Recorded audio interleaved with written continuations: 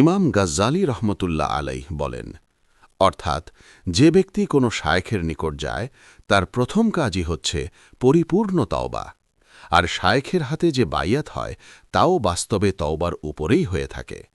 তওবার সময় মুরিদ তার পেছনের সমস্ত গুনাহ থেকে ক্ষমা চায় এবং ভবিষ্যতে গুনাহ না করার দৃঢ় সংকল্প করে থাকে।